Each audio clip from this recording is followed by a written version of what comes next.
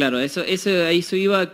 ¿Cuál es el termómetro que se tiene, digamos, por este tiempo, de si hay algún escenario propicio para el tema, si se hacen estas reformas laborales, digamos, quizás, digamos, los empresarios o el empresariado prevé decir, che, bueno, vamos a poder, no sé, contratar personas, vamos a poder invertir en capital humano, vamos a poder, no sé, generar nuevas líneas de desarrollo?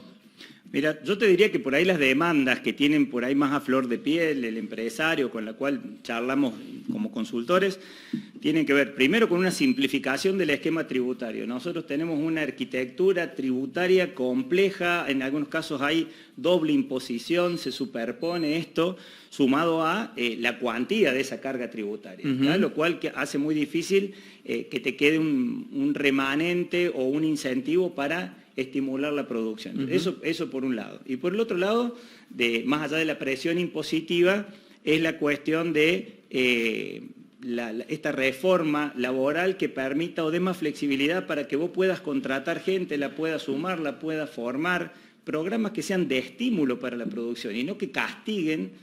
Acá, últimamente, yo lo que noto, esto es una opinión absolutamente personal, que se le ha dado un sesgo negativo a la palabra empresario, porque se lo asocia a esto, a capitalista, que la fuga, que me explota, que...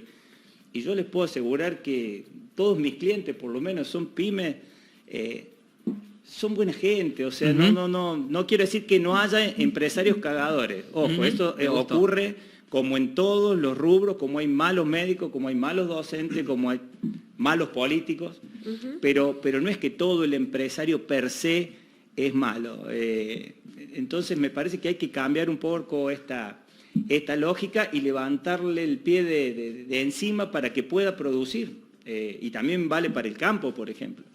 ¿Sabes qué? Con respecto a esto, Guido, creo que hay como una onda verde, por así decirlo, de tener en cuenta el capital humano, que ya de hecho no se le dice más, el recurso humano se le dice capital humano. Hay como una tendencia a la cual muchos empresarios que para mí, todo esto que estoy diciendo es a título personal, todavía no les da la nafta para ser un empresario que tenga en cuenta la cuestión blanda, la soft skill y demás, y como que tienen esa intencionalidad de ejecutar un tipo de empresa diferente, pero que en la práctica le falta un poco de Sindor. Todos quieren un Silicon Valley, pero están en Río Cuarto. Claro. Están en el viejo patrón de estar. Claro. Claro, exactamente.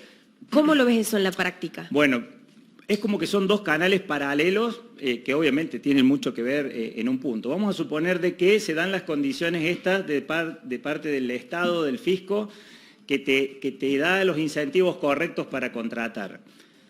Cuando eso ocurre, es como decís vos, hay que ver el tipo de empresario, si sigue valorando al recurso, al capital humano, o si sigue teniendo la concepción de que es un factor más, como es el capital, como un factor de producción. Porque lo cierto es que hoy en día el buen recurso elige a dónde quiere trabajar. Se puede dar ese lujo en el buen sentido y en buena hora que así sea, porque el buen recurso es muy demandado. Entonces, por ejemplo, vos tenés empresas muy grandes que están a la vanguardia en esto del capital humano bien entendido, que han entendido justamente de que ellos ya no tienen que poner un aviso en el diario y que la gente viene, sino de que la gente elige a dónde quiere desarrollarse, a dónde quiere pasar la mayor parte de su día. Y si vos querés captar ese tipo de recursos, concretamente vinieron hace 2 meses acá, por ejemplo, gente de Molino Río de la Plata, a la Universidad Nacional de Río Cuarto, a venderse como empresa, a decir cuáles son sus planes de capacitación, cuáles son sus planes de desarrollo, cuáles son las condiciones que ofrecen para que los graduados la tengan en su radar como una posible elección. Ese es el cambio de paradigma que ha habido, y coincido con vos que a muchos no les cae la ficha en ese punto. Entonces se da un paradigma, digamos así, una paradoja, mejor dicho, en donde las empresas buscan trabajo, pero a la vez no consiguen trabajadores, y hay trabajadores que buscan empleo y no consiguen. Porque no terminan de ser competitivas del todo en cuanto a la oferta laboral. Es que ahí está el tema, ¿eh? Hay determinados tipos de trabajo que hay búsquedas y es muy difícil conseguir perfiles adecuados que tienen que ver con la calificación, que tienen que ver con perfiles técnicos, producto de que se desmanteló la educación técnica hace muchos años. Entonces hoy en día es muy difícil conseguir un tornero, un fresador, alguien que haga soldadura, y esa es una mano de obra muy buscada. O van, pero cuando tienen que ir a la práctica verdadera, no está el conocimiento acentuado del todo, que es un poco lo que se escucha. Yo he ido a una escuela técnica y ha pasado que egresados posteriores y años posteriores como que llegan al lugar, pero saben la mitad de lo que deberían saber según la currícula.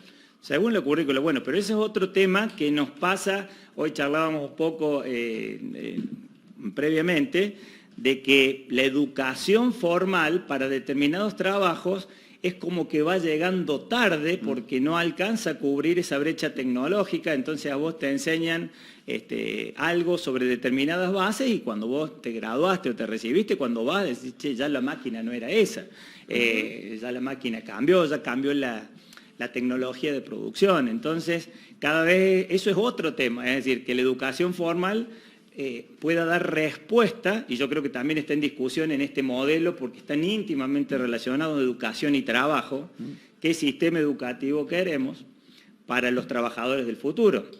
Entonces, en esto, bueno, ayer el presidente también dio una semblanza de cómo estamos a nivel educativo.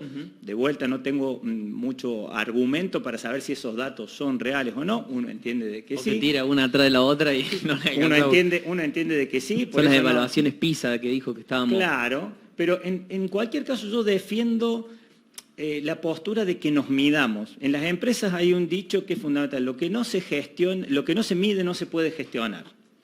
Entonces, si yo, como me va a dar mal, elijo no medir eso, como la inflación sé que este dato no me conviene, no la mido, como es meter la basura abajo de la alfombra. Entonces, así sea un diagnóstico duro, es la base imprescindible para una mejora, saber desde dónde estoy partiendo. Entonces, en cualquiera de los casos, yo aliento los diagnósticos certeros, los diagnósticos veraces, porque es lo que me va a permitir saber si con las acciones que llevo adelante mejor o no. Guido, y con la necesidad y con estos cambios que va teniendo el empresariado, ¿se podría, en base a la necesidad que tienen hoy las empresas, cambiar la educación para tener un efecto posterior? ¿O sí primero la educación para que después se puedan plantear esas empresas en nuestro país? ¿Se puede hacer al revés? Digo, porque vos planteaste educación y posteriormente empresa, digo. ¿Desde lo que se tiene, se puede mejorar la educación? Mira, nosotros, por ejemplo, en este año terminamos un proyecto de investigación en la universidad que yo tengo la suerte de dirigir con otros 8 docentes de la Facultad de Ciencias Económicas, que tiene que ver con las demandas laborales del mercado versus la capacidad que tiene la universidad de brindar respuestas a esas demandas, al menos en el caso de los licenciados en administración, que es nuestra rama de estudio. Y justamente lo que se detecta es que nosotros, te doy un ejemplo, el empresario demanda determinadas habilidades blandas, como dijo ella, soft skills, que tienen que ver con las cuestiones interpersonales, con la capacidad de comunicación, con la empatía, con el pensamiento crítico. La creatividad. ¿Cómo? La creatividad. La creatividad, la gestión autónoma de su propio tiempo y demás. Entonces, para que vos tengas una idea de los ritmos por ahí, en la universidad pública estamos ahora con el plan 2021, ¿está? Que es bastante nuevo, porque lo hicimos en el 2020-2021. Pero una materia, ejemplo, la que doy yo, la que tengo a cargo, que se llama Dirección Estratégica, está en 5º año. Quiere decir que mis primeros alumnos de plan 2021 los voy a tener en el 2025. Claro. Suponiendo de que el plan de estudio fuera correcto, estamos viendo una foto con 6 años de antigüedad. Entonces a eso voy, con que más allá de que está bueno de que la universidad trate de estar atenta y demás, por una cuestión de la misma burocracia, la misma lógica de funcionamiento, el sistema de educación formal es como que llega tarde y siempre los cambios vienen del mercado, que son los que a su vez captan los cambios en las tendencias de los consumidores. Ningún cambio en el mercado se da si no es porque cambiamos nosotros como consumidores y demandamos cosas, exigimos cosas, que esto tiene que ver con otra parte que también me gusta mucho, que es la del marketing. Entonces la lógica o quien tira de esas reformas, de esas adaptaciones, por lo general es el mercado de consumo que cambia al empresario y que a su vez genera nuevas demandas en la fuerza laboral. Porque va cambiando un poco las reglas del juego, digamos. Es la que cambia las reglas del juego. Entonces pasa eso, es muy difícil generarlo desde la educación hacia adelante. Pero ¿cómo es, digo, la comunicación entre empresariado y universidad pública en este caso, desde tu área que vos decías? O sea, ¿es lejana, es muy cercana, para poder acortar esa brecha? Bueno, lamentablemente depende muchísimo de cuestiones personales. Claro. Ejemplo, en el caso nuestro, que en la cátedra en donde yo me desempeño somos profesionales que tenemos actividad en la vida privada, podemos estar más cerca y podemos detectar, se nos hace más elocuente la brecha entre lo que dice el plan de estudio y lo que estamos viendo en la empresa. Pero eso también depende mucho del perfil docente. Hay docentes que tienen dedicación exclusiva dentro de la universidad y tienen mayor o menor apertura al contexto. Entonces eso termina dependiendo en un punto de esto. Entonces cada vez se hace necesario complementar esa educación formal, que es muy valiosa, con otros mecanismos de aprendizaje que estén más, que sean más sincrónicos con los tiempos. ¿Está? Y vos recién hablabas del plan de estudio y haciendo una cronología, una línea del tiempo. Vos decías que un alumno tuyo que esté en quinto año va a tener un plan en 2026, decías. Y veníamos los que tuvieron este año tuvieron el plan de estudio 2003. Bien, bueno, entonces... Más allá de que cada docente, entiendo yo que es la obligación adaptarlo, le va poniendo pero el plan de estudio formalmente es 2003. Bien. Entonces, por eso se habla de capital humano como una responsabilidad de la empresa de capacitar a la persona dentro de la... Porque si hablamos de que, por ejemplo, una persona que está entrando hoy a laburar con un plan del 2003, se entiende, por ejemplo, no sé, en un rubro como sea el de un programador, digamos, que por ahí en la cátedra tienen, no sé, lenguajes de programación viejos que ya no se utilizan, digamos. Por supuesto que... estará después el desarrollo personal de cada persona en decir, che, soy autodidacta dentro de YouTube, veo cuáles son los lenguajes que están buscando las marcas o las empresas o los unicornios para tratar de desarrollar mi perfil personal, pero la empresa tiene una tarea, digamos, de capacitar al recurso, digamos, por así decirlo. Bueno, absolutamente tiene esa tarea, pero aparte yo te digo otra cosa. Lo que más nos piden a nosotros que hacemos búsqueda de talentos, la habilidad que más... A ver, yo les cuento un poco cómo es el proceso, porque ya que charlamos de este tema. Nosotros no solamente nos guiamos por un currículum, que es una versión muy abreviada de todo lo que es una persona, obviamente, sino que también buscamos referencias laborales que prueben esas habilidades en la práctica y lo complementamos con estudios psicotécnicos, ¿está? Que los hace una psicóloga en donde determina determinados perfiles, predisposiciones, comportamientos. Uno de los más valorados, uno de los que nosotros nunca podemos dejar de lado hoy en día es la capacidad de aprender. Justamente porque estamos tomando como base que todo lo que pueda traer esa persona, sobre todo si viene de una educación formal y sobre todo si es de una educación que quizás ya tiene un tiempo, es la capacidad para aprender nuevas cosas. Es más, los analfabetos de este siglo no son los que no saben leer y escribir, son los que no son capaces de desaprender para aprender nuevas cuestiones.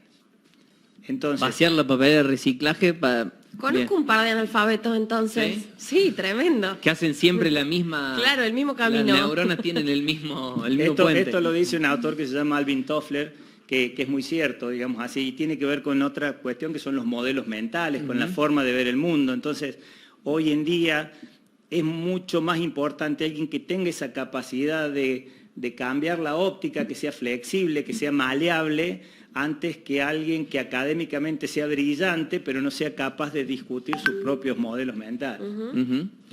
Como sí ocurría antes. Antes yo les contaba, las grandes empresas pedían el listado de los 5 mejores promedios y te llamaban y decían, acá tiene un puesto. Claro.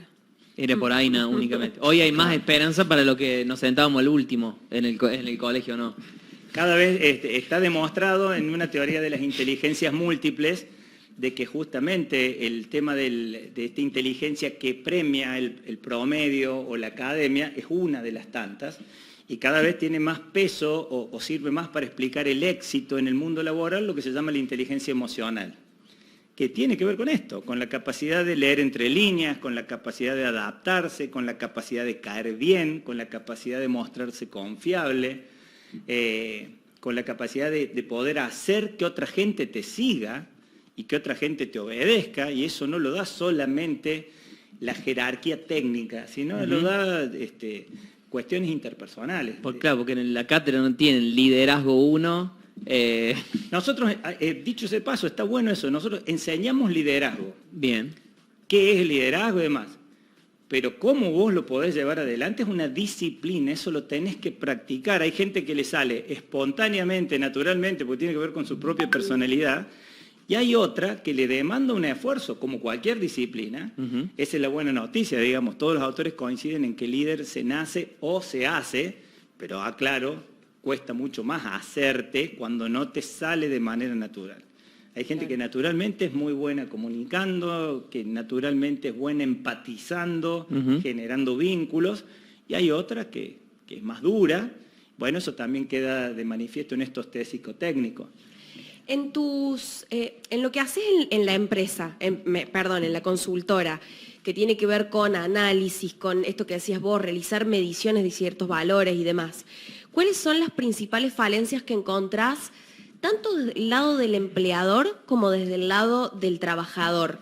Por ahí los puntos en los que más flojos de papeles están. Bueno, en general lo que están flojos de papeles es en medición, justamente. A mí me pasa que muchos de los conflictos, desde la comunicación, voy a decir, cualquier problema que hay en la empresa o en cualquier lado, y vale también para acá, es comunicacional. Bueno, en el caso de usted ni hablar, son un igual en casa de herrero, cuchillo de palo a veces, bien, pero se dice justamente de que esto tiene que ver con comunicaciones que faltan, con diálogos que no se han dado, con meter cosas abajo de la alfombra, con no ser claros ni explícitos. Entonces, por ahí en las relaciones laborales, sobre todo en empresas pequeñas o familiares, está esta cuestión de que se sobrevalora la confianza, y en base a eso se dejan otras variables de lado, y nos juzgamos por trabajas mucho, trabajas poco, llegas temprano, llegas tarde, pero faltan indicios concretos de medición para saber si sos productivo o si no sos productivo, si haces determinada cantidad de tareas o no las haces. Entonces, por ahí lo que nosotros buscamos cuando ya apoyamos a una empresa en determinadas cuestiones es a que se establezcan indicadores, es decir, metas concretas de producción que se le asignan a determinadas personas con nombre y apellido, porque si no, viste, como decir, che, algo salió mal. Claro, ¿dónde? Y nos miramos entre todos, viste, nosotros tenemos una frase que viene, yo argentino, viste, bueno. Sí. Entonces, bueno, si no están bien delimitadas las responsabilidades, las funciones que tiene cada cargo y no podemos ir midiendo esto, vamos a estar siempre en estas discusiones relativas y subjetivas de trabajas bien, trabajas mal, trabajas mucho, trabajas poco, y porque no tenemos medido. Entonces, eso vale, me parece que para las dos partes, cuando hay objetivos claros, si yo te digo que vos tenés que hacer 10 repuestos con esta calidad y con este estándar que pasen una prueba de calidad, y vos hiciste 9, no hay mucho que discutir. No llegaste al objetivo. Si vos hiciste 11, está claro que lo superaste. Entonces, va la felicitación o va esto de charlar, ¿por qué no llegaste a los 10? ¿Qué te pasó? Pero digo, la discusión ya se da en otro ámbito de mayor riqueza y salimos de esto, mucho, poco, bueno, malo, que son cuestiones bastante difíciles de medir. Guido, te hago una consulta. Sé que estamos con poco tiempo, pero si vos tuvieras que decirme algunas herramientas o algunas claves para una entrevista laboral, teniendo en cuenta que a mi modo de ver las cosas hay dos formas de buscar un trabajo, una es por necesidad y otra por elección, decir yo quiero, como decía recién, estar, no sé, en este unicornio o trabajar para esta empresa por la cultura organizacional, por X motivo, digamos. Y también tenemos las personas que dicen, che, yo necesito trabajar donde sea porque necesito el mango, digamos. ¿Cuáles crees, ya en una entrevista, digamos, en una entrevista laboral, cuáles crees que son las claves a la hora de que tiene el postulante para machear, por así decirlo, con la empresa? Bien, o sea, vos me decís como tips para el que va a una Sí, a una para una entrevista. entrevista, viste que es como una evaluación, te pones nervioso, dudás, empezás a dudar de vos mismo, de tus capacidades, y relees el currículum, porque me ha pasado de decir, che, boludo, si es lo que soy yo, o sea, ¿por qué necesidad tengo de releer lo que yo escribí? A ver en qué parte claro, mentí, ¿viste? a ver qué me van a preguntar. A ver cómo lo inflé. Claro. Bueno, A ver, conveniendo que sea un escenario ideal donde sea tu currículum verdadero y donde la empresa te llame porque le interesas como candidato para el puesto. bien. Bueno, a ver, punto 1, esto, no mentir en el currículum. Bien. ¿Por qué? Porque eso es lo primero que chequeamos las consultoras. Si vos decís que trabajaste de tal a tal fecha, de tal a tal otra, es lo primero que chequeamos, tratamos de construirte tu línea cronológica. Cuando hay saltos llamativos que 1 año y medio, 2, 3, no tenés nada en el currículum, ¿qué hiciste ahí en el medio? Omitir no es mentir, Guido. Claro. Un black hole, Claro. un agujero negro. Es como que queda, ¿viste? Hay un signo de pregunta que lo primero que uno va a decir, ¿qué hiciste en este año? ¿Qué hiciste acá? Entonces... Me tomé un año sabático. Claro. Antes pasaba mucho.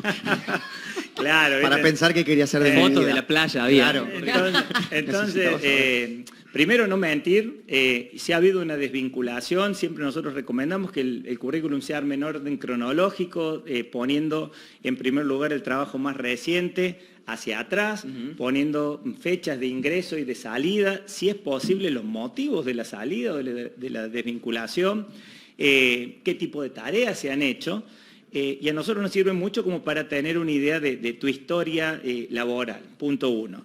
Punto 2, estúdiense a qué entrevista van, porque más de una vez nos ha pasado que llegan y dicen, sí, no sé de cuál, todos los currículum que mandé, no sé por cuál me están llamando. Ay, ya mamá. entraste con el pie izquierdo, porque vos no decís, mandé a tantos lugares que no sé cuál es esta, entonces no sabes el puesto y demás.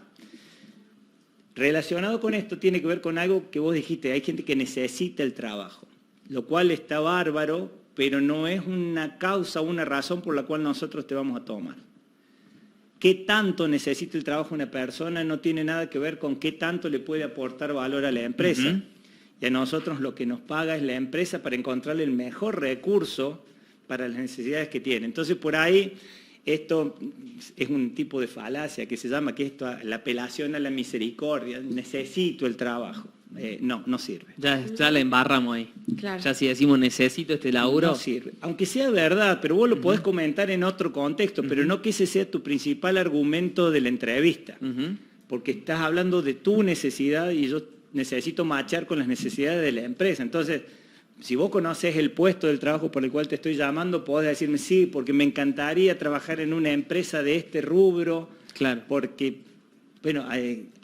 Ahí sí podés mentir, ¿o no? Un poquito. Ahí puede ser un poquito, yo no tengo manera de darme cuenta. Che, y pasarte para el otro lado tampoco sería bueno, por ejemplo, decir, che, yo hice un análisis FODA de su organización y veo que tienen esta falencia y creo que las puedo mejorar de esta forma. En mi caso suma muchísimo, porque está denotando esto, que vos te has ocupado, Alguien activo, alguien que otras cosas, la postura corporal, el 7% de la comunicación es lo que uno dice, el resto es cómo lo dice y cómo se presenta la entrevista. Entonces vos podés entrar a una entrevista confiado, como diciendo, no busques más, acá estoy yo, o podés entrar ya derrotado, Claro. Y tiene que ver también con la postura y sobre todo hay determinados puestos, ni hablar si buscas puestos para ventas y demás, si vos no te podés vender vos mismo, no me vas a vender nada. Está. Total. Entonces, bueno, estas son cuestiones que me parece que, pero fundamental, no mentir en el currículum, Bien. saber a qué puesto vas y vos también tener un autoconocimiento, que hay veces que uno le hace determinadas preguntas y dice, no, nunca me lo puse a pensar. No Che. es momento para reflexionar, Claro. No queda ahí. Che, Guido, mil gracias por venir, por haber venido. Bueno, espero Quedaron que... un par de cosas ahí pendientes. Me parece que te vamos a tener que llamar de nuevo. Bueno, no vamos sé a- cómo estás. En 2 cuotas lo vamos a hacer. ¿En 2 cuotas? Sí, en 2 cuotas. Sí, porque ahora más de 2 no hay. Total. Creo que ya no quedan ni... No hay plata. Una nada. Gracias por venir. Bueno, gracias a ustedes por la invitación. Y Hasta luego. nosotros ya volvemos.